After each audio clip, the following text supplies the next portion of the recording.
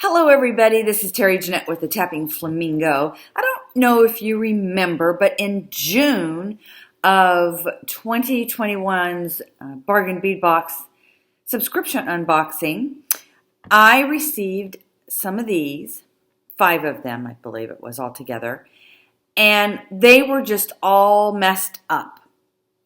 And, oh, excuse my nails, I have got to redo them. I'm so sorry.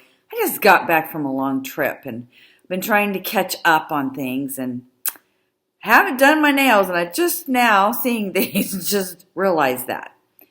That will be the next thing I do after this video. Anyway, but I got these really cool chandelier components and they were just all weirded out. I contacted Bargain Bead Box and sent them some pictures. And their customer service is fantastic. Anyway, they got me out some new ones right away. I'm just now getting them only because, like I said, I've been gone for a whole month. So these have been waiting for me. But in addition to replacing these, look what else they sent me. More bead caps, which I love bead caps. So I'm excited about that. And dun, dun, dun, dun, dun, these. Aren't these pretty? I believe these are acrylic. You can tell by the feel that they're not a natural stone. They're not cold. They just feel plasticky. But that being said, I love the look of them. So what we're going to do in this video is we're going to create something. I haven't decided what. I don't know if you can't really use these on this. That would not look good. That looks kind of silly. So I probably will not be using the bead caps. So I'll put those back. And I don't know if I'm even going to be using these. But I do want to make something with this. Getting ready to go on another trip to help our son move from Salt Lake to Memphis. And I'm only going to take one piece of jewelry to wear, and this might be it. So here are the beads. Once again, let's just kind of look at them. They have some greens and a little bit of browns, like some dark browns. I thought they were black at first, but they're a very dark, dark brown. We have a little bit of blue, and I think I want to pull that out a little bit. I love this bead. Some of these beads kind of remind me of maybe the ocean. And then we've got some chartreuse. There's just all kinds of different colors in here. And since I wanted to pick out the blue, when I looked through my stash, I came across these. These are Job beads, which are just some seeds. And I think those look really nice. But then when I opened the packet up, I came across some different color ones, more of a neutral color, these gray ones. And when I laid them up beside there, I'm like, oh, there's gray in there too. So I don't know if I'm going to use these because I want these beads to be the star of the show. So I'm going to put the blue ones back. Got that. And then I came across these coconut beads. And because we're kind of going the organic look, tropical, beachy stuff, I'm thinking these are going to look really nice. Then, let me see. These are for sure. I might use these chips. They've got gray in them. And I was making something with them, and I may pull this apart and add to it. I haven't decided. I do like these shells, though. So I may pull them apart just for those shells. Or I may have some shells that are not in anything. So I'll have to check that out. So it looks like we're going with browns and grays here. I do have some, I think these are mother of pearl. But I think they're going to be too white. And I have some natural mother of pearl, but they're not the right brown. So let me see if I can go find some seashells and I might add some crystals.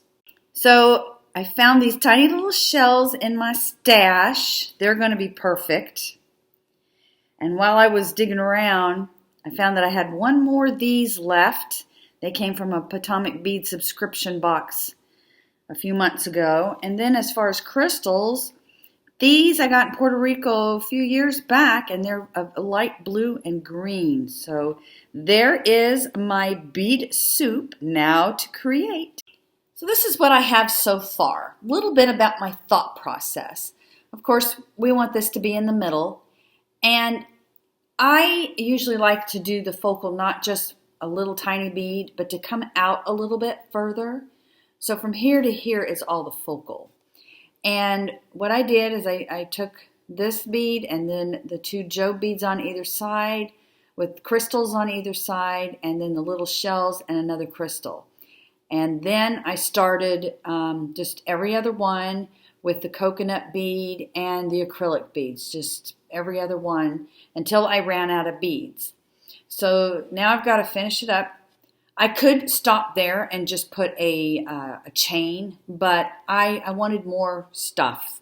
So I went ahead and did crystal, shell, Joe bead, crystal, shell. And I still am a little short. I want this to be probably a 17-inch, but this isn't quite there yet. So let me mess with this a little bit and get it strung up, and then I'll be back to show you what I've done. I just wanted to show you what I ran into here. I'm stringing this up, and these shells go different ways, okay?